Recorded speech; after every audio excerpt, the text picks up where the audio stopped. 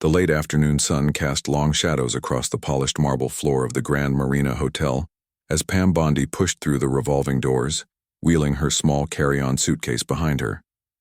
She paused for a moment, taking in the once grand lobby that now showed subtle signs of neglect. A scuffed baseboard here, a slightly wilted flower arrangement there. Things the average guest might not notice. But Pam wasn't an average guest. For 20 years, Pam had built her reputation in the hospitality industry by transforming struggling properties into world-class destinations. Her company had recently acquired the Grand Marina, once the crown jewel of the city's waterfront, but now losing both guests and its prestigious rating.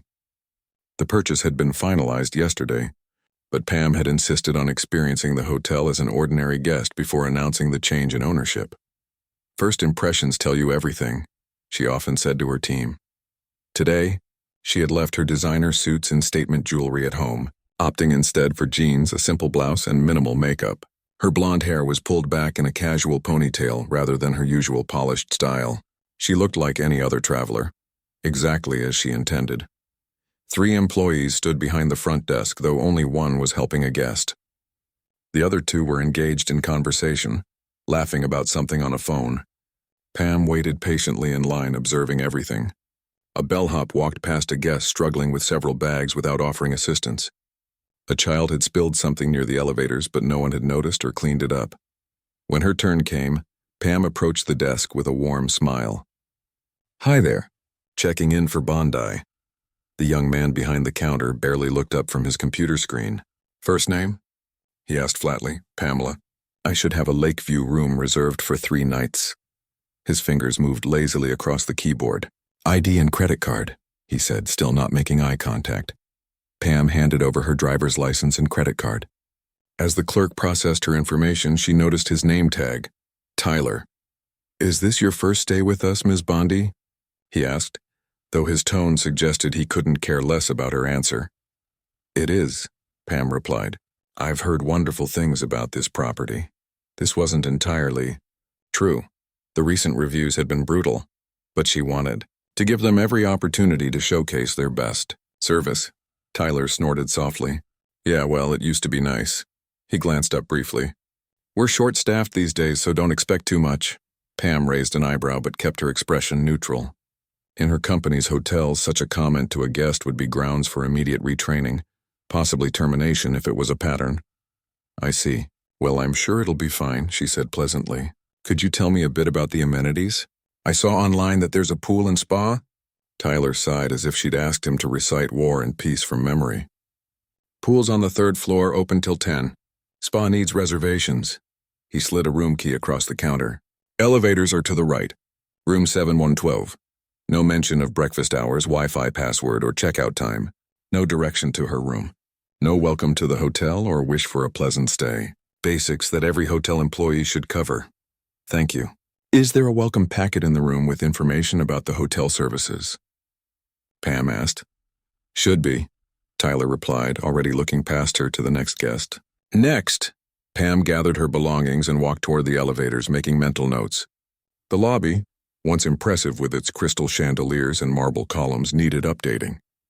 The furniture looked worn, and the once vibrant tropical plants were dusty and drooping. Everything about the place whispered of former glory fading into mediocrity. She pressed the elevator button and waited. And waited. After 5 minutes, one of the 3 elevators finally arrived, packed with guests. She squeezed in with her luggage, accidentally bumping a man in a business suit. "Sorry." She smiled apologetically. The man nodded curtly. "These elevators are a joke. I've been staying here for years, and they've only gotten worse. Waited 15 minutes last night." "That's frustrating," Pam sympathized, filing away another note. When she finally reached the 7th floor, she followed the signs to her room, noticing water stains on the hallway ceiling and a housekeeping cart abandoned in the middle of the corridor. A door to a utility room stood ajar, exposing cleaning supplies and linens haphazardly piled inside. A safety violation in any quality hotel. Pam found room 712 and slid her keycard into the door. It took 3 attempts before the light turned green. She pushed open the door and stepped inside, immediately hit by the musty smell of a room that had been cleaned in haste. The lake view was indeed spectacular, the hotel's prime selling point, but the window was smudged with fingerprints. The bed was made, but one of the pillows was missing its case. In the bathroom, she found a single set of towels for a room booked for 2 people, and the complimentary toiletries were missing shower gel. She sat on the edge of the bed and opened the hotel information folder. Several pages were missing, and the room service menu had food stains on it. Pam picked up the hotel phone to call the front desk, and it took 8 rings before someone answered. "Front desk," a bored voice announced. "Hi, this is Pamela Bondi in room 712. I seem to be missing some amenities in my room. Shower gel, an extra set of towels, and a pillowcase." A heavy sigh came through the receiver. "Housekeeping's really backed up today. I'll let them know, but it might be a while." "I understand," Pam said. "Also, is there a room service menu that's a bit cleaner than the one in my room? This one has some stains on it." "They're all like that," the voice replied bluntly. "The new menus are on back order. Been that way for months." "I see. And one more thing, my keycard barely worked. It took several tries." "Yeah, the card system's old. Sometimes you have to try a few times." "Anything else?" "No, that's all for now. Thank you." Pam hung up, thinking about how differently this conversation would have gone at any of her properties. She unpacked her small suitcase, arranging her clothes in the dresser drawers, which had a faint smell of someone else's cologne. The closet door stuck when she tried to open it. Small issues, but they added up to a picture of neglect and poor management. Feeling thirsty after her journey, Pam examined the 2 bottles of water on the desk, looking for a price list. Finding none, she called the front desk again. "Is the water complimentary or charged to the room?" she asked when someone finally answered. "Charged. $8 each," came the curt reply before the line disconnected. $8 for water that cost the hotel less than $1. Typical hotel markup. But at least her properties presented it nicely with proper labeling. Pam decided to explore the hotel further. In the hallway, she nearly collided with a housekeeper rushing past with an armful of linens. "Excuse me," Pam said. "Could I possibly get some extra towels for my room?" The woman stopped, visibly annoyed. "You called the desk already, right? We're short-staffed. I'll get to it when I can." She hurried away before Pam could respond. In the elevator, Pam overheard 2 staff members talking, unaware that a guest was listening. "Did you see the new schedule? I'm working 6 days straight again," one complained. "That's what happens when management keeps cutting costs. I heard some big company bought us out. Probably going to fire half of us anyway," the other replied. "Like we don't work hard enough already. Did you hear Carol got yelled at yesterday? Some lady upset about her room not being ready. These people think we're their personal servants." Pam kept her eyes forward, taking mental notes. The staff clearly felt overworked and underappreciated, a common issue in poorly managed hotels, but never an excuse for treating guests poorly. She spent an hour walking the property, noting every detail. The pool area was beautiful but understaffed, with used towels piled on chairs and empty glasses scattered around. The fitness center had 2 machines marked out of order. The business center printer was out of paper. At every turn, she saw potential going to waste. Back in her room, Pam ordered room service, a simple club sandwich and salad, to test another aspect of the hotel's service. The phone rang for a full minute before someone answered. "Room service," a harried voice said. "I'd like to order dinner," Pam began. "Kitchen's backed up about 45 minutes right now," the voice interrupted. "That's fine. I'd like a club sandwich and the house salad, please. Anything to drink?" "Just tap water is fine. Room number? 712, Pamela Bondi." "It'll be at least an hour," the voice said before hanging up without confirmation or a thank you. Pam looked at her watch and settled in to wait, opening her laptop to review the hotel's financial statements. The Grand Marina had been profitable once, but poor management and cost-cutting had led to its current state. Staff morale was clearly low, training was minimal or non-existent, and maintenance had been deferred too long. Exactly 90 minutes later, a knock came at her door. A young man stood there with a covered tray looking exhausted. "Room service," he announced, pushing past her to set the tray on the desk. "Sign here." He thrust a check toward her. Pam signed the bill, including a generous tip despite the service. She knew from experience that frontline staff rarely caused these problems. It almost always came down to leadership. When the server left, She uncovered her meal. The sandwich was cold, the bread slightly stale. The salad dressing had been forgotten. Pam woke early the next morning, her mind already churning with observations and plans for the Grand Marina. Outside her window, the lake sparkled under the rising sun, reminding her why this property had once been the jewel of the city's hospitality scene. Such potential, she thought, and such waste. She dressed in casual clothes again, khaki pants and a simple blue blouse, and headed down to the hotel restaurant for breakfast. The hostess stand was unmanned when she arrived, though several staff members chatted near the coffee station, paying no attention to waiting guests. After standing there for nearly 5 minutes, Pam finally cleared her throat loudly. A young woman with streaked blonde hair glanced over, said something to her colleagues, and then strolled unhurriedly to the hostess stand. Her name tag read Vicky. "Just one?" she asked, not bothering with a greeting. "Yes, just me," Pam replied with a warm smile. Vicky grabbed a menu and led Pam through the half-empty restaurant, past several clean tables by the windows to a small table beside the kitchen door. "Is it possible to sit by the window?" Pam asked politely. "Those tables appear to be available," Vicky shrugged. "Those are for parties of 2 or more." Pam glanced around again. The restaurant had at least 20 empty tables, including several two-tops by the windows with single diners already seated at them. "I see other single diners at window tables," she pointed out gently.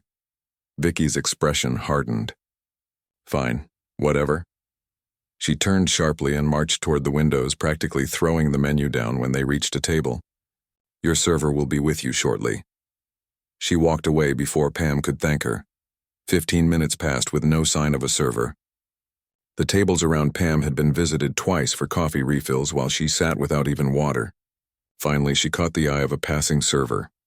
"Excuse me, I haven't been helped yet," she said. The server, a middle-aged man with thinning hair, looked confused. "Aren't you at one of Denny's tables?"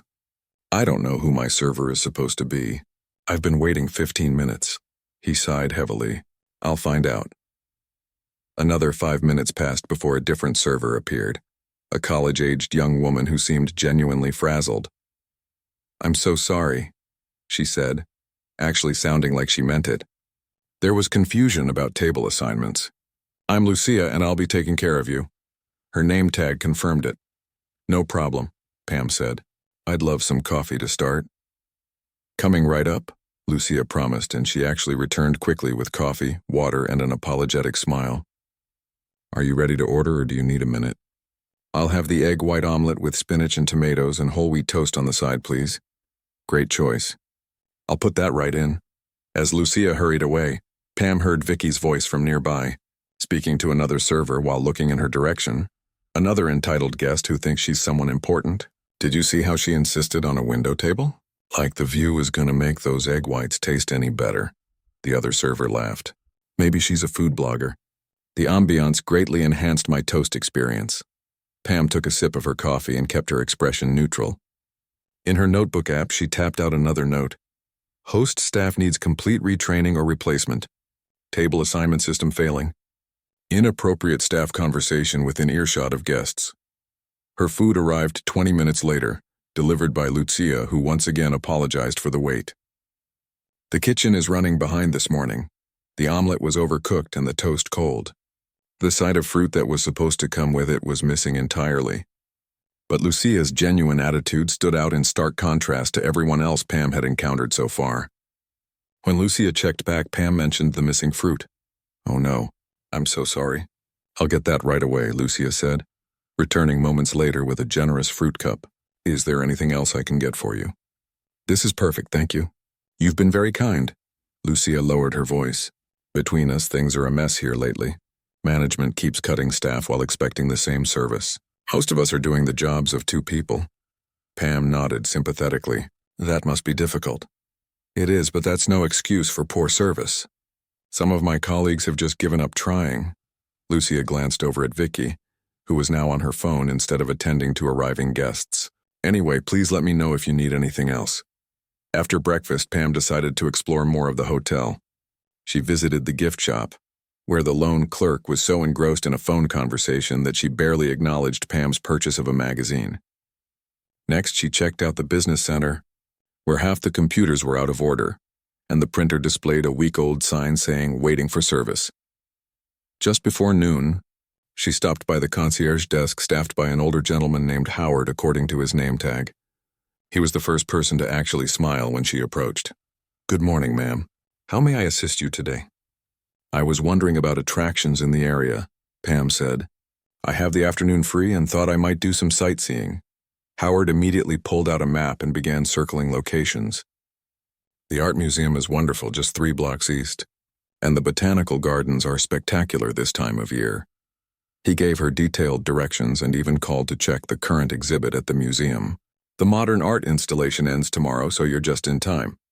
Pam thanked him sincerely. "You've been incredibly helpful, Howard." "It's refreshing," he lowered his voice. "Been here 23 years, ma'am. I remember when this place was 5-star.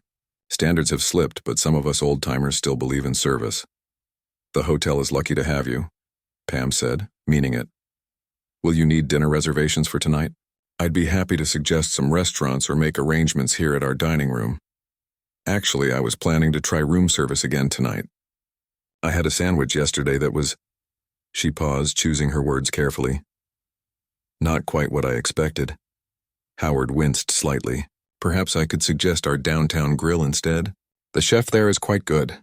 Room service has been challenged lately." "I appreciate the honesty," Pam said. "I'll consider it." After lunch at a cafe down the street, Pam returned to find housekeeping had finally made it to her room. Or at least partially. The bed was made, but the bathroom hadn't been touched. Used towels still hung on the racks and the amenities hadn't been restocked. She called the front desk. "Housekeeping," a gruff voice answered. "Hello, this is room 712. My room was only partially cleaned today. The bathroom wasn't serviced." A long, dramatic sigh came through the phone. "We're short-staffed today. What exactly do you need?" "Fresh towels, toiletries, and the bathroom cleaned." "Please." "Fine. Someone will be up eventually." 2 hours later, Pam returned from the art museum to find a pile of towels and toiletries dumped on her bed. The bathroom remained uncleaned. She made another note in her phone, then headed to the hotel spa to book a massage for the following morning. The spa reception area was elegant but eerily quiet. A sign on the desk read, "Back in 5 minutes," though it took 15 before a receptionist appeared looking flustered. "Sorry for the wait. How can I help you?"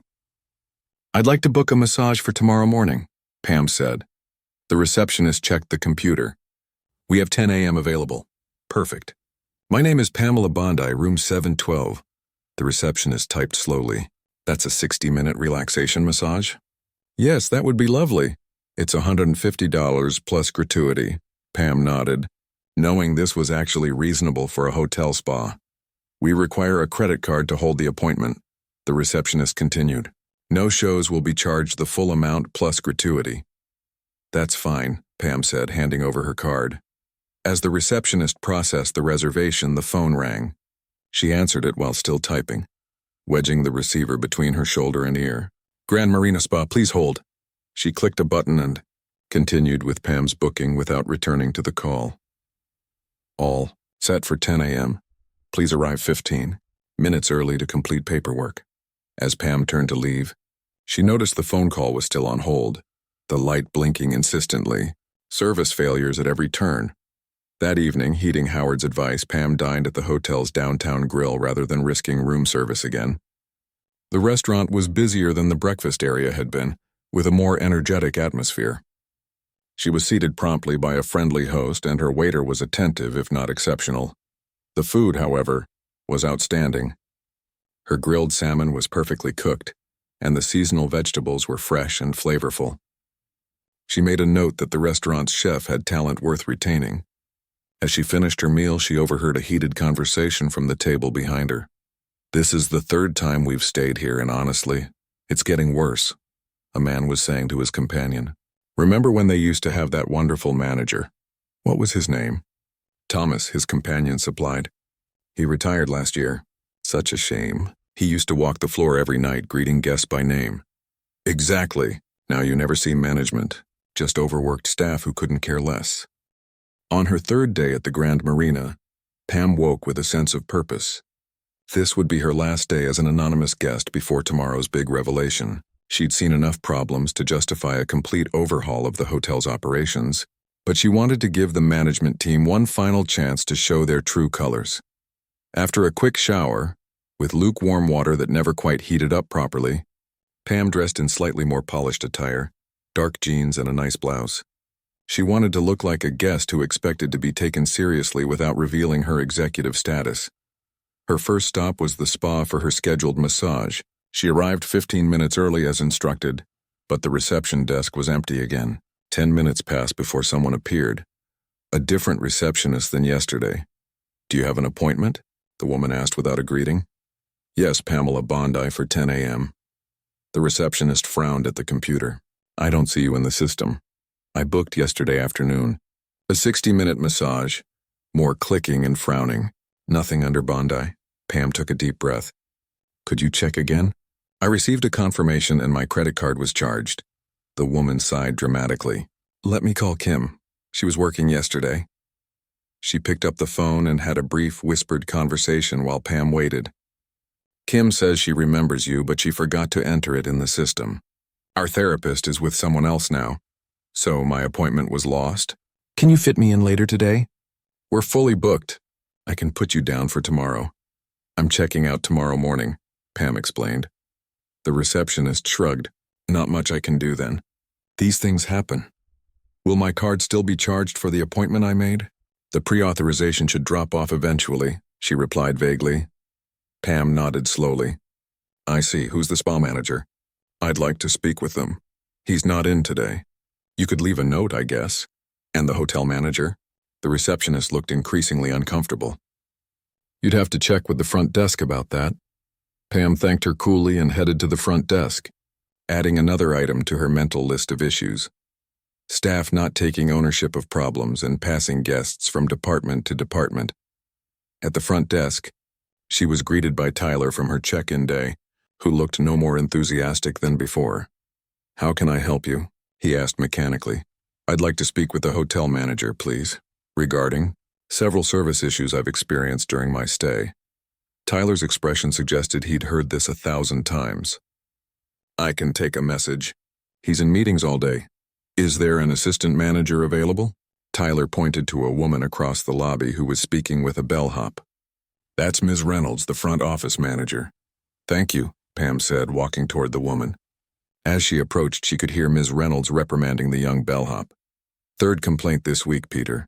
I don't care if we're short-staffed. Figure it out or find another job." The bellhop, who couldn't be more than 20, looked close to tears. "Yes, ma'am." Pam waited until the bellhop walked away before approaching. "Excuse me, Ms. Reynolds? I'm Pamela Bondi, a guest in room 712. I was hoping to speak with you about some concerns." Ms. Reynolds turned, her face immediately shifting from stern to professionally pleasant. "Of course, Ms. Bondi, how can I assist you?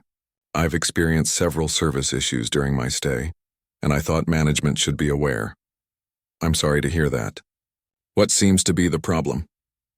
Though her words were correct, her tone suggested she was merely going through the motions. Pam began listing her concerns: the incomplete housekeeping, the lost spa appointment, the cold room service food, the mix-up with the noise complaint. With each item, Ms. Reynolds's expression grew more defensive. "We're currently short-staffed, as are many hotels post-pandemic," she explained dismissively. "I'll make a note of your concerns, but I hope you understand these are challenging times for the hospitality industry." "I understand staffing challenges," Pam replied calmly. "But many of these issues aren't about staffing. They're about attitude and training. For instance, I overheard staff making fun of guests in public areas. That's not a staffing issue, that's a culture problem." Ms. Reynolds's professional mask slipped slightly. "Perhaps you misunderstood what you heard." "I don't think so. I was directly referred to as entitled by your breakfast hostess, loudly enough that several tables could hear." "Well, I wasn't there, so I can't comment on that," Ms. Reynolds said stiffly. "Is there anything else?" "Yes, actually. I've stayed at many hotels around the world, and the Grand Marina is clearly not meeting basic industry standards. Your website advertises a 4-star experience, but I'd rate my stay as 2 stars at best." At this, Ms. Reynolds's demeanor changed completely. Her smile disappeared and she crossed her arms defensively. "With all due respect, Ms. Bondi, If you're looking for 5-star treatment, perhaps you should try the Ritz next time. We do our best with the resources we have."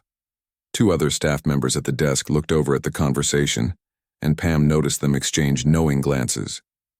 One whispered something to the other, and they both smirked. "I'm not asking for 5-star treatment," Pam clarified. "I'm asking for the 4-star experience your hotel promises and charges for. Basic cleanliness, professional staff, and functioning amenities shouldn't be too much to ask." Ms. Reynolds glanced at her colleagues, who were now watching with undisguised interest. She seemed to draw confidence from their audience. "Well, Ms. Bondi, I've made note of your concerns. If there's nothing else, I have a hotel to run." "Actually, there is one more thing," Pam said evenly. "I'd like to discuss your hotel's cleanliness standards in particular. The public areas need attention." "Our cleanliness standards?" Ms. Reynolds repeated, her voice rising slightly. "Our housekeeping staff follows industry protocols. Perhaps your standards are simply unrealistic." By now, several staff members had gathered near the desk, barely hiding their amusement at what they perceived as a typical demanding guest being put in her place. Pam noticed Howard from the concierge desk watching the scene with a concerned expression. Unlike the others, he seemed embarrassed by his colleagues' behavior.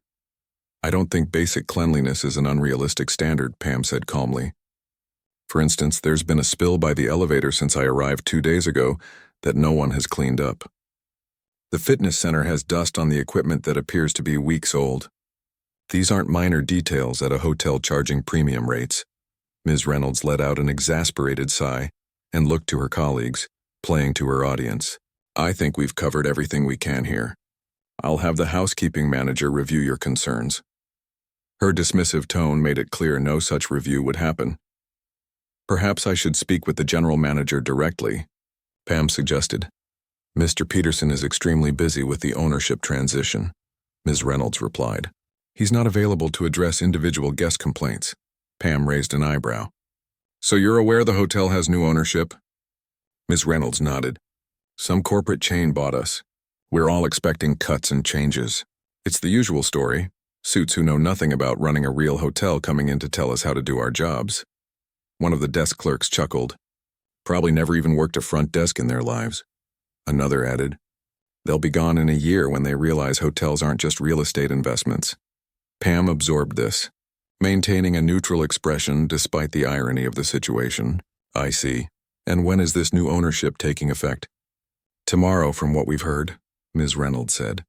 "There's some big meeting in the morning, probably to announce layoffs." She shrugged as if it was all inevitable and none of her concern. "Now, if you'll excuse me, I have actual work to attend to." As Ms. Reynolds walked away, Pam stood for a moment, watching the staff return to their positions, several still smirking about the exchange. Only Howard caught her eye, giving her an apologetic look from across the lobby. Pam walked to the elevator, her decision made. She'd seen enough. The problems went far beyond processes and procedures. They were deeply rooted in a toxic culture that started with management. Ms. Reynolds's attitude had just confirmed everything she needed to know. In her room, Pam opened her laptop and sent an urgent email to her executive team. "Change of plans for tomorrow. After the ownership announcement, I want immediate meetings with each department head. Prepare termination packages for senior management, but hold on those until my signal. I've identified at least 2 line-level employees worth retaining and promoting. The situation is worse than our initial assessment. The hotel's reputation can't be salvaged without significant leadership changes. Current management is not only aware of the problems, but actively dismissive of guest concerns. Their attitude toward the ownership change is equally troubling. I'll share my full report at tomorrow's executive briefing. Please have the HR team ready to move quickly. Pam." Pam woke before her alarm on the morning of day 4. Today everything would change for the Grand Marina Hotel. She showered quickly, noticing that once again the water never reached proper temperature, then opened the garment bag she'd kept zipped throughout her stay. Inside was a crisp navy blue suit, a silk blouse, and the pearl necklace that had become something of a signature piece for her in business circles. She dressed carefully, applied professional makeup, and styled her hair into a sleek chignon, transforming from casual guest to CEO in 30 minutes flat. At precisely 7:00 a.m., her phone rang. "Good morning, Ms. Bondi. Your team has arrived and is gathering in the Jefferson conference room as requested, said Daniel, her chief of operations. Perfect. Any issues? None. Hotel management seems confused by our presence, but the meeting room was reserved under your name as planned. The audio-visual equipment is set up and your presentation is loaded. Excellent. I'll be down in 15 minutes. Has everyone arrived? Yes, your entire executive team is here. We've also arranged for hotel management to call an all-staff meeting for 9 a.m., though they don't know the reason. They believe it's a general announcement about the ownership change. That's exactly what I wanted.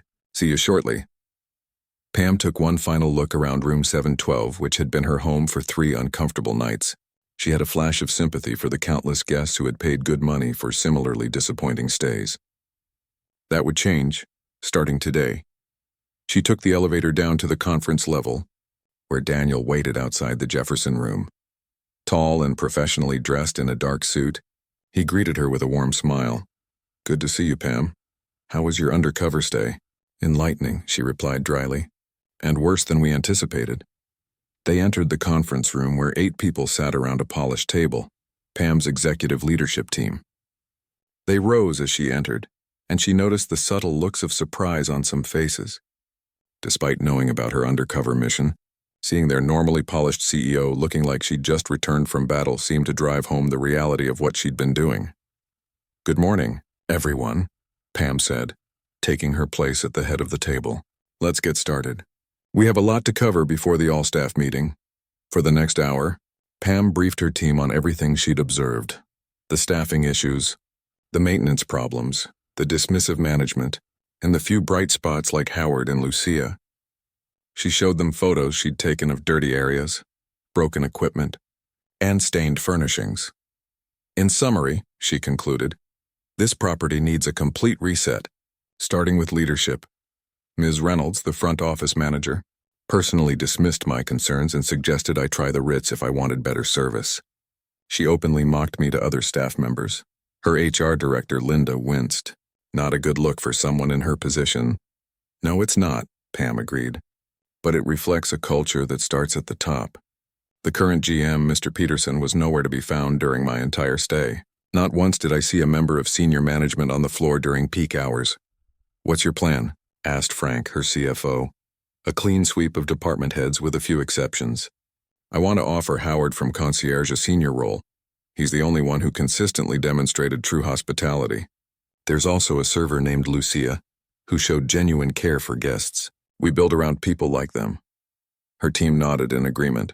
Pam had built her reputation on turning around struggling properties, and her instincts for identifying talent were legendary in the industry. Daniel will step in as interim GM effective immediately. Linda, I want you to handle the transitions for anyone we're letting go. Frank, you'll need to audit the books. I suspect cost-cutting has gone beyond reasonable measures.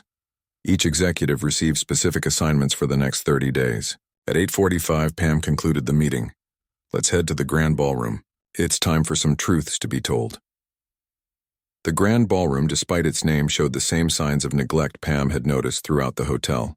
The once elegant chandeliers had missing crystals, and the carpet was worn in high-traffic areas.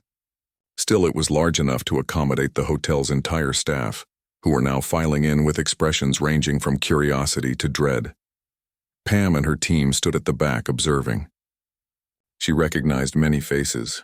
Tyler from the front desk, Vicky from the restaurant, the housekeeping staff who had dumped towels on her bed without cleaning her bathroom.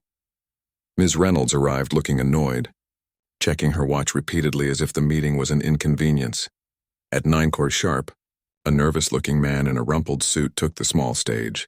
From his photos, Pam recognized him as Mr. Peterson, the general manager who had been invisible during her stay. Good morning, everyone, he began, his voice lacking energy. As you know, the Grand Marina has recently been acquired by Bondi Hospitality Group. Today, I'd like to introduce you to representatives from the new ownership. He gestured vaguely toward the back of the room where Pam and her team stood. This was her cue. Pam walked confidently down the center aisle toward the stage. Aware of the confused looks from staff who recognized her as the complaining guest from room 712. She heard whispers and saw Tyler nudge another desk clerk, pointing at her with wide eyes. When she reached the stage, Mr. Peterson extended his hand. "You must be from Bondi Hospitality. I'm James Peterson, General Manager." "Yes, I'm from Bondi Hospitality," Pam confirmed, shaking his hand firmly. "Pamela Bondi, CEO and founder." The blood drained from Peterson's face. Behind her, Pam could hear the wave of murmurs sweeping through the room as staff realized what was happening. She turned to face the assembled employees, taking the microphone from the stunned manager. "Good morning. For those who don't recognize me, I've been a guest at this hotel for the past 3 days, staying in room 712. I checked in under my real name but without announcing my position. I wanted to experience the Grand Marina as your guests do, and that's exactly what happened." The room was dead silent now. In the third row, Ms. Reynolds sat frozen, her earlier annoyance replaced with naked fear. "What I experienced was unacceptable," Pam continued, her voice firm but not angry. "Cold food, rooms half cleaned, staff openly mocking guests, management dismissing legitimate concerns. This is not the Grand Marina I remember from its glory days. And it's certainly not the Grand Marina of the future." She pressed a button on the remote, and behind her, a large screen displayed the first of dozens of photos she'd taken. The spill by the elevator that remained for 3 days, the stained menus, the broken equipment in the fitness center. These aren't just cosmetic issues. They're symptoms of a deeper problem, a culture that has forgotten what hospitality means. She clicked through more photos, narrating her experiences chronologically. When she reached the image of Ms. Reynolds dismissing her concerns, she paused. "Yesterday, when I brought these issues to management's attention, I was told that if I wanted 5-star treatment, well, I should try the Ritz. That if my expectations of clean rooms, professional service, and functioning amenities were unrealistic." Ms. Reynolds seemed to shrink in her seat. Near her, several staff members who had been part of that scene stared at their laps. "Let me be very clear," Pam said, her tone measured. "My expectations aren't unrealistic. They're the minimum standards of a quality hotel, and starting today, they're the standards of the Grand Marina once again." She introduced her executive team, explaining each person's role in the transition. When she mentioned Daniel taking over as interim GM, Mr. Peterson's shoulders sagged visibly. "Some of you may be wondering what this means for your jobs," Pam continued. "I believe in second chances, but I also believe in accountability. Those who demonstrated a genuine commitment to guest service during my stay have nothing to fear. In fact, you'll find opportunities for advancement in our organization." At this, she made eye contact with Howard, who sat near the front, and nodded slightly. He straightened in his chair, a glimmer of hope crossing his face. "Others," she continued, "particularly those in leadership positions who fostered or tolerated a culture of disrespect toward guests. We'll be meeting with our HR team today." Ms. Reynolds closed her eyes briefly, accepting her fate. "For most of you, this is a fresh start, a chance to be part of rebuilding a landmark hotel to its former glory. We're not just changing management, we're changing the culture, and that begins with how we treat each guest who walks through our doors." Pam went on to outline the immediate changes: increased staffing levels, expedited maintenance repairs, comprehensive training programs, and quality control measures. She spoke of her vision for the Grand Marina and the role each person could play in its transformation. "I've arranged for my team to meet with each department throughout the day. Please be honest about the challenges you've faced. We can't fix problems we don't know about.